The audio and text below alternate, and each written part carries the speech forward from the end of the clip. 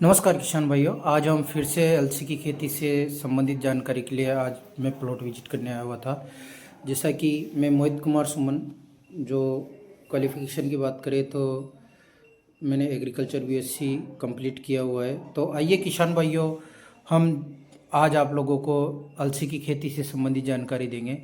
तो सबसे पहले शुरुआती दौर से स्टार्ट करते हैं किसान भाइयों। कि अगर हमारे पास ज़मीन की जो उर्वरा शक्ति कम उर्वरा शक्ति वाली या कमज़ोर ज़मीन है, भूमि है, उसमें भी हम खेती कर सकते हैं। उसके लिए आपके लिए काफ़ी अच्छा फ़ायदामंद फसल अलसी की है, जिसको किसी भी प्रकार के जीव जंतुओं से कोई प्रकार का नुकसान नहीं है।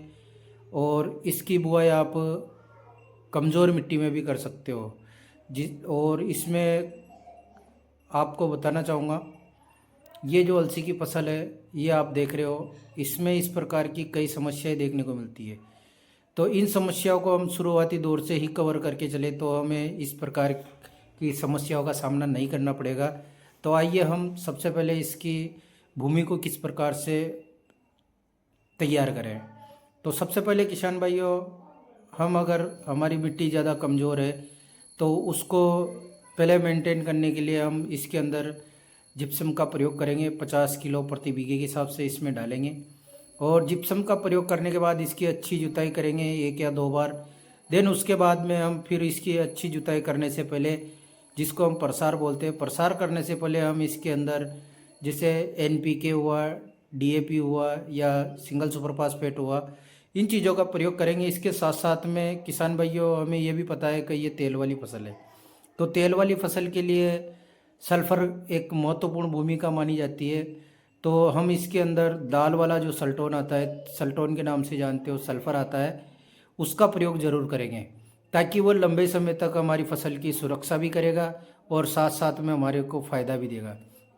तो इस चीज़ के लिए हम इन चीज़ों का प्रयोग करके, और अगर जैसे मान लो इसमें नमी की मात्रा अधिक समय नहीं रह पाती है तो उसके लिए हम 15 से 20 किलो प्रति बीघे के हिसाब से इसमें यूरिया का भी प्रयोग लेंगे।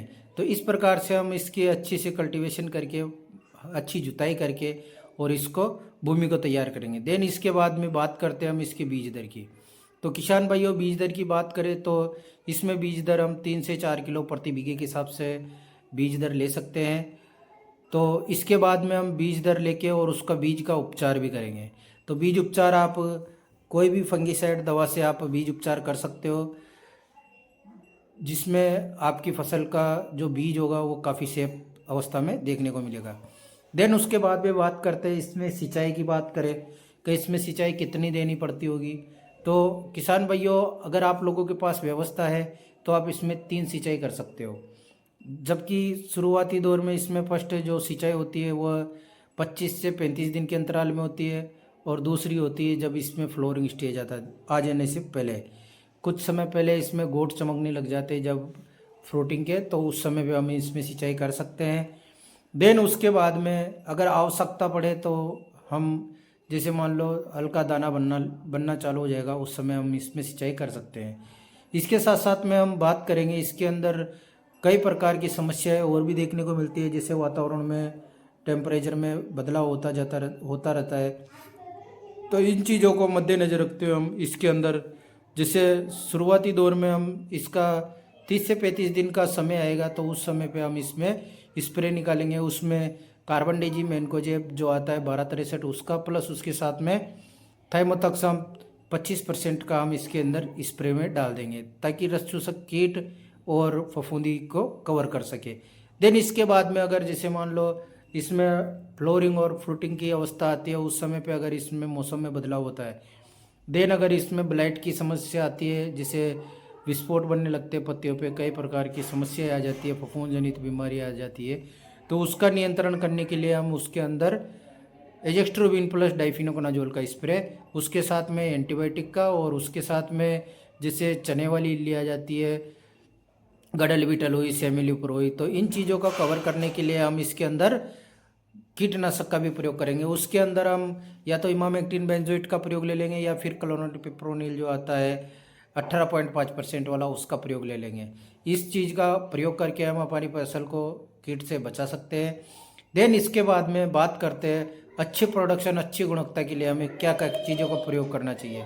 तो इन चीज़ों का प्रयोग करने के लिए हमें किसान भाइयों इसके फर्टिलाइजेशन जैसे फर्स्ट सिंचाई करेंगे उस समय पे हम इसमें माइक्रोराइजा का प्रयोग करेंगे। माइक्रोराइजा क्या करेगा, जो हम उस शुरुआती दौर में जो डोज बेसल डोज डाली हुई है तो उसको पूरा पौधे तक तो पहुंच नहीं पाता है, क्योंकि वो अचलायमान होता है वो पौधा, तो उसके पास जाएगा नहीं खरपतवार वो फर्टिलाइज़र उसके साथ।